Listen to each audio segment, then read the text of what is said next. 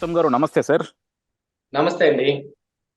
Sir, Jada Shravan Kumar గారు ఈయన గురించి మాట్లాడొద్దు అనుకుంటా ఉంటాం కానీ ఏదో అవును. ఒకటి తీసుకొచ్చి మీడియాలో ఒక పెంట చేస్తూ ఉంటాడు అనమాట.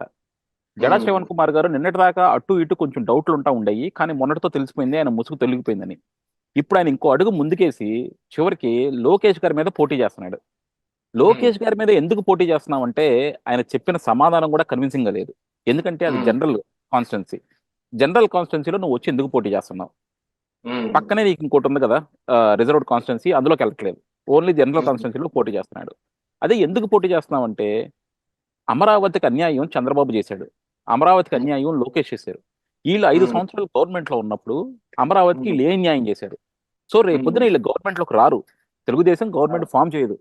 ఒకవేళ హ్మ్. ఫామ్ చేసినా సరే మళ్ళీ వీళ్ళకి హ్మ్. అన్యాయం చేస్తారు కాబట్టి ఆ రైతులకు కోసం నేను పోరాడాలి, అందుకే నేను పోటీ చేస్తున్నా అంటాడు అనమాట. హ్మ్. అంటే ఏంటి సార్, అంటే నిన్నటిదాకా కూడా వైఎస్ఆర్సీపీ గవర్నమెంట్ రాదు, వైఎస్ఆర్సీపీ చేసిన అన్యాయాలు అక్రమాలు తెలుగు హ్మ్. రాష్ట్రాన్ని నాశనం చేసినాయి అని చెప్పిన ఈయన ఈ రోజు హ్మ్. తెలుగుదేశం గవర్నమెంట్ రాదు అంటే ఇండైరెక్ట్ గా వైఎస్ఆర్సీపీ వస్తుందని చెప్తున్నాడు.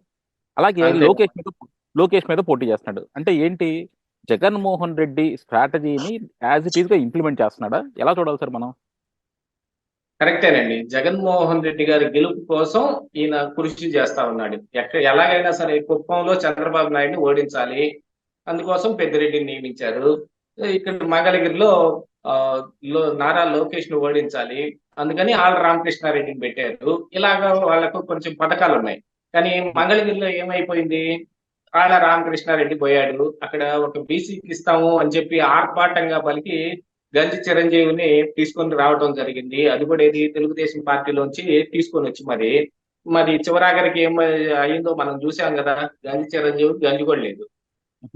తర్వాత ఇంకొక పద్మావతి గారంట.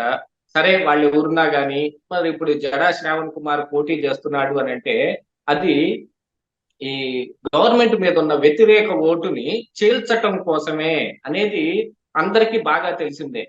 జడా శ్రావణ్ కుమార్ ఏం మాట్లాడాడు, ఎలా మాట్లాడాడు అందరం చూసాము.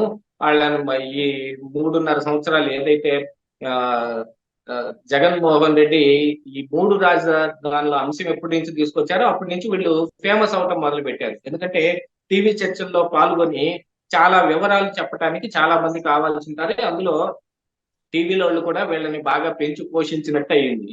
తరువాత వాళ్ళకేదో పర్సనల్ నోషన్స్ కొన్ని ఉంటాయి గదా! వాటిని ఫుల్‌ఫిల్ చేసుకోవటం కోసం ఏదో కొంత తాపత్రయపడ్డారు. ఇటు తెలంగాణ ఎన్నికలప్పుడు కూడా హైదరాబాద్ వచ్చి నేనిక్కడ కాంగ్రెస్ గవర్నమెంట్‌కు రావటం కోసం నేను కృషి చేస్తాను అని చెప్పి వెంటనే తిరుగు టపాలో సాయంత్రమే బస్సెక్కి మళ్ళీ ఆయన విజయవాడ వచ్చేసాడు. అంటే దీని అంతటి బట్టి అర్థమవుతుంది ఏమిటి? ఆయన ఏదో కోరుకుంటున్నాడు. ఆ కోరుకుంటుంది ఏదో పార్టీలు ఇవ్వడం లేదు. సరే ఇక్కడ తెలంగాణలో మరి కాంగ్రెస్ అంటే అది తీసి పక్కన పడేయండి. మరి ఆంధ్రప్రదేశ్‌లో మరి విపక్షంలో ఉన్న టీడీపీ తోటే గదా! వీళ్ళు మొన్నటిదాకా అంటగాగింది. టీడీపీ కోసమే పనిచేసినట్టుగా మాట్లాడేవాళ్ళు. టీవీ చర్చలు గూడా అలాగనే నడిచేయి. అధికారంలో ఉన్న జగన్మోహన్ రెడ్డి మీద కూడా అలాగనే విరుచుకొని పడేవాళ్ళు. ఈయన ఉన్నట్టుండి ప్లేట్ ఫిరాయించేసి అసలు అమరావతిని మొత్తం నాశనం చేసింది చంద్రబాబు నాయుడు అని వీడియోలు పెట్టిన దగ్గర నుంచి ఈయన్ని ఈ టీవీలోళ్ళు పిలవటం మానేశారు. యాక్చువల్‌గా ఒకసారి నేను కూడా ఒక వీడియో పెట్టా. మళ్ళీ జడా శ్రావణ్ కుమార్ యెల్లో మీడియాలో కనిపిస్తున్నాడండోయ్! అని. అనగానే అందరూ చాలా ఫీల్ అయిపోయారు. యెల్లో మీడియా అంటారేంటి మీరు అని. అతనే మరి మరి మీడియాలో కూర్చొని వాళ్ళనేమో బ్లూ మీడియా అన్నాడు. మరిప్పుడు అలాంటి బ్లూ మీడియా తోటి అందరికీ తెలిసిందే గదా! ఎవరితో మాట్లాడేటప్పుడు అన్నదది, ఈ జర్నలిస్ట్ సాయి గారితో మాట్లాడుతున్నప్పుడే అన్నాడు. జర్నలిస్ట్ సాయి అంటే it's nothing but YSR Congress party పెంచుకుంటున్న ఒక సోషల్ మీడియా వింగు, ఒక ఛానలు. ఈ విషయాన్ని మనం గాదు శ్రీరెడ్డే చెప్పింది. మా అందరికి మీరిచ్చే డబ్బులు సరిపోవటం లేదు బాబోయ్! మీరు మాకు డబ్బులు ఆపేశారు అని. అలాంటి ఒక జర్నలిస్ట్ స్థాయి దాంట్లో కూర్చొని మాట్లాడుతూ మంగళగిరిలో నారా లోకేష్ గెలవడం అంటే పోవటానికి మరి ఇతనేం జేస్తాడు? అంటే ఎవరు గెలుస్తారు అని ఇతను గెలుస్తాడనా? మళ్ళీ ఇతను గెలుస్తాడో లేదో తెలీదు. ఈయన కోరుకుంటుంది ఏదో తెలీదు. సరే జనరల్ సీట్‌లో పోటీ చేయకూడదు అని ఏమి లేదు కాబట్టి ఎక్కడి నుంచైనా పోటీ చేయొచ్చు. కాకపోతే ఎక్కువ మంది కోరుకుంటుంది ఏంటయ్యా అంటే కాన్స్టిట్యున్సీలో ఎస్సీ ఎస్టీలకి ఒక రిజర్వేషన్ ఉంది కాబట్టి ఆ కాన్స్టిట్యున్సీలో పోటీ చేస్తే అందరూ అదే అభ్యర్థులు పోటీ చేస్తారు. అక్కడ బలం అంతా వాళ్ళల్లో వాళ్ళే చూసుకోవాల్సి ఉంటుంది. ఏ ఏ పార్టీకి ఏదన్నా పార్టీ వాళ్ళు నిలబెట్టారనుకోండి, అభ్యర్థికి బలం లేకపోయినా పార్టీ యొక్క బలం ఉంటుంది. మరి ఈయన పార్టీ ఇతని కంటే వీక్ గా ఉంది. ఇతను కొంచెం బాగా దిట్టంగానే ఉన్నాడు కదా, సూట్లు కోట్లు అవి వేసుకొని బాగానే తిరుగుతున్నాడు. ఈయన పార్టీకి ఆ సీన్ లేదు, గోచిగుడ్డతోటే ఉంది. ఇంకా పార్టీకి పేరే ఖరారు కాలేదు.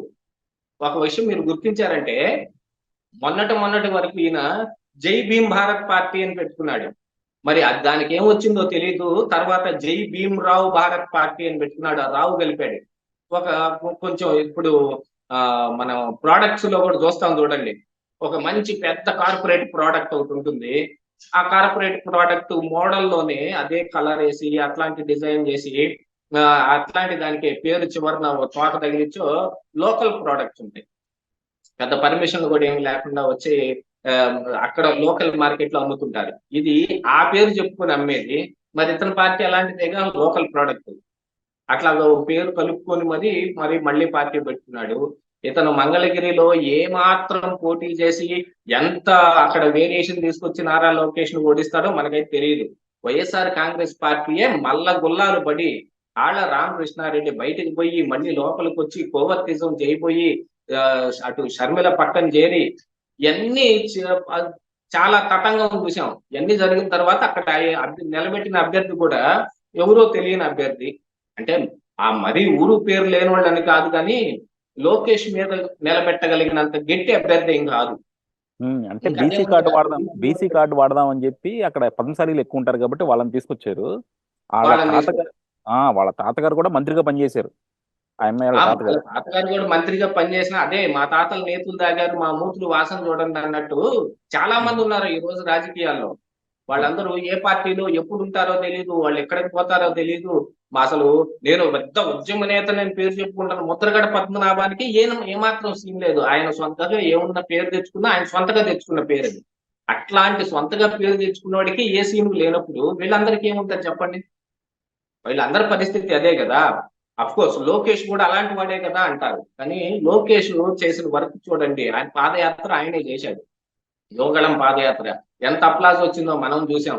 ఇక ఇప్పుడున్న పరిస్థితుల ప్రకారంగా గవర్నమెంట్ లో ఉన్న వైఎస్ఆర్ కాంగ్రెస్ పార్టీ మీద ఉన్న వ్యతిరేకతను మొత్తాన్ని టీడీపీ పార్టీ ఒకటే కూడగట్టుకుంది. ఆ విషయాన్ని అర్థం చేసుకున్న తర్వాతే బీజేపీ గాని జనసేన గాని వచ్చి టీడీపీతో జటకట్టింది. ఎప్పుడు పాడే పాటే మళ్ళీ పాడిందే పాటరా పాసిపడ దాసగా అంటారని ఊరుకుంటమే గాని, లేకపోతే వీళ్ళందరూ ఏముందండి, అంత పొట్టు పొట్టుగాళ్లే కదా. వీళ్ళ దగ్గర అంతా పొట్టే ఉంది. పప్పు మొత్తం టీడీపీదే. ఇప్పుడు ఆ పప్పులో నుంచి వచ్చినోడే కదా మరి లోకేష్. ఆయన గెలవకి ఇంకెవరు గెలుస్తారు అని అంటే, ఇప్పుడు ఈయన పోటీ చేసి మరి దళితుల ఓట్లన్నింటినీ చీల్చి అటు టీడీపీని గెలవకుండా చేసి వైఎస్ఆర్ కాంగ్రెస్ పార్టీకి ఏమన్నా లబ్ధి చేద్దాము అనే కోరిక కూడా ఉండొచ్చు. ఎందుకంటే ఈయన మళ్ళీ బ్లూ మీడియాలో కనిపిస్తూ ఉన్నాడు. ఆ విషయం గుర్తుపెట్టుకోవాలి. ఎల్లో మీడియా అన్నప్పుడు ఏడ్చిన వాళ్ళందరూ ఇప్పుడు ఈ మాటను నోట్ చేసుకోండి.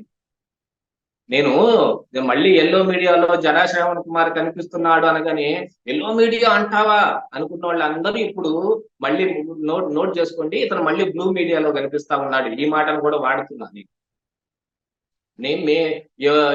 ఎక్కడ ఏది కుదిరితే అది చేయటానికి ఈయన సిద్ధంగా ఉంటున్నాడు.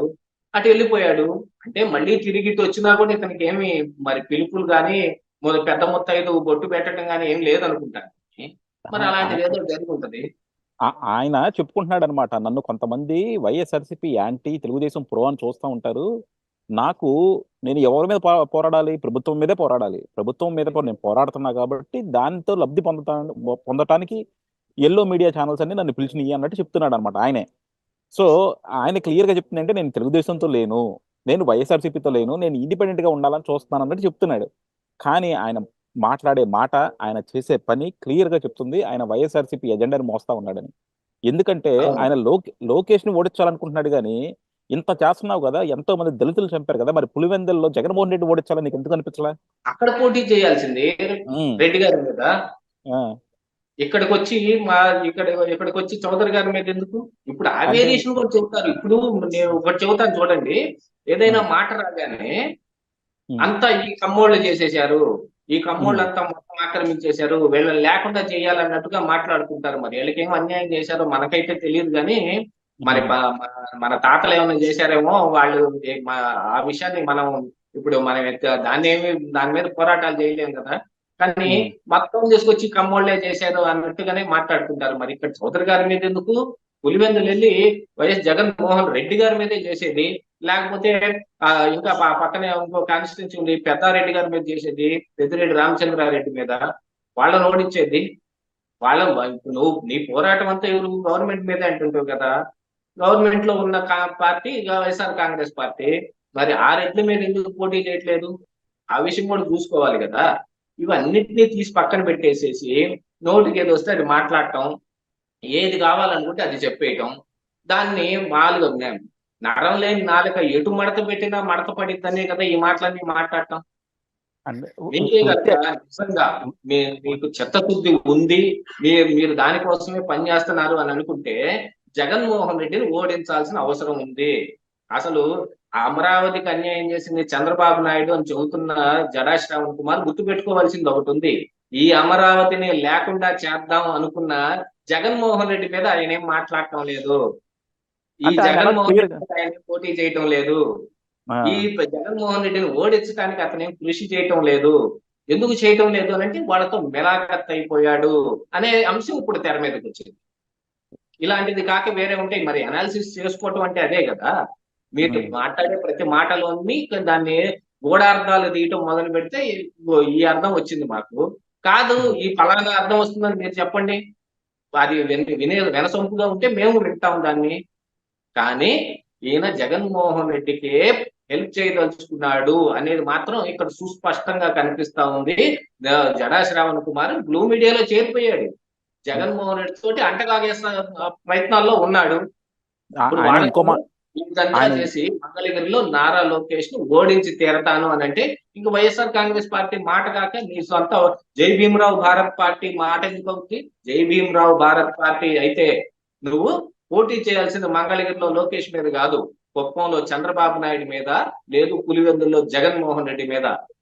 ఎందుకంటే వాళ్ళే కదా పార్టీ అధినేతలు.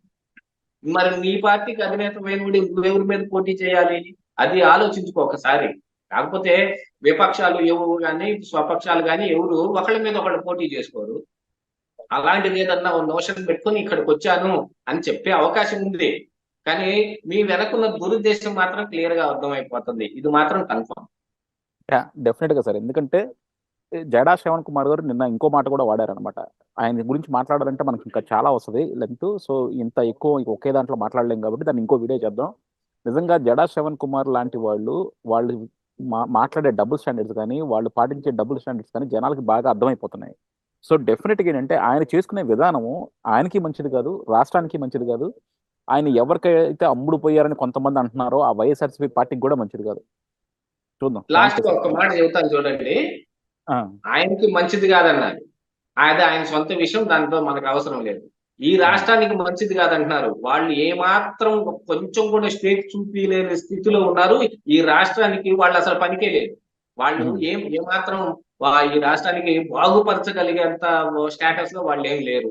ఆ విషయం కూడా గుర్తు పెట్టుకోవాలి. ఇక మరి వాళ్ళ పోరాటం ఎవరి మీద అనేది వాళ్ళు నిర్ణయించుకోవటం. యా. వాళ్ళ పోరాటం ఎవరి మీద అన్నది అర్థమైపోతుంది మనకి. చూద్దాం సార్. థ్యాంక్ అది యూ అండి. Thank you.